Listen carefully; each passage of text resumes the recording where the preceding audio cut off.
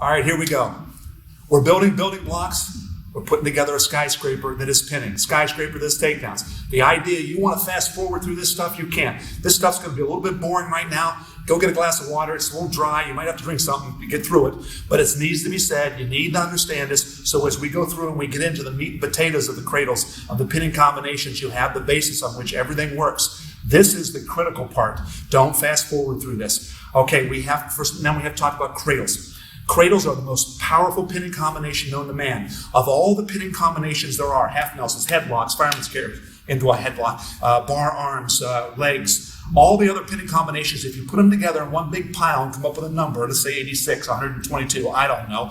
But whatever that number is, there's twice as many cradles available to you than all the other pinning combinations known to man. So if you're going to go hunting in a 1 acre plot over here, or 1 acre plot over here, and there's 20 deer in this 1 acre, and there's 2 deer over here, where are you going to go hunting?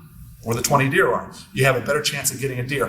Which pinning combination are you going to go for? It's going to be cradles. There are more cradles available to you than all the pinning combinations known to man. And very, very, very seldom, if never, I like that first statement, if never, do you see this happen when a guy has a cradle. You don't see a potentially dangerous call that you see on a half Nelson, that you see when you're running a chicken wing or a bar arm. So cradles are even more special because they don't get called, the match doesn't get stopped because of a potentially dangerous or illegal situation with a cradle, as you'll see with a bar arm or a half Nelson. So that's another thing. There's more of them than any other pinning combination. They're safer than any other pinning combination, and they're deadlier than any other pinning combination.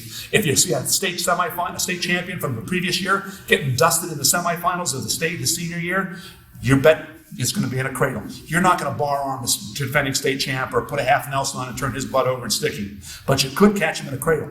All great athletes, if they're going to get pinned, are going to get pinned in a cradle. Why? Because they're deadly, because your feet are in the air. When your feet are in the air, you can't be rigid, you can't be rolling, you can't be fighting.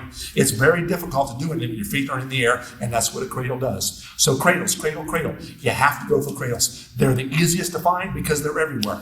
A half Nelson, you have to be on top of the guy to put a half Nelson on. A bar arm, you have to be on top of the guy to put it on. A cradle, you can be from standing.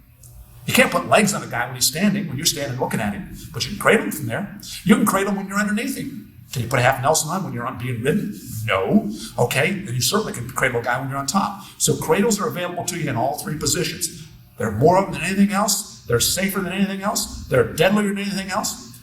Why not cradle? Cradle is the name of the game if you're going to stick people, and that's why we're going after it right now.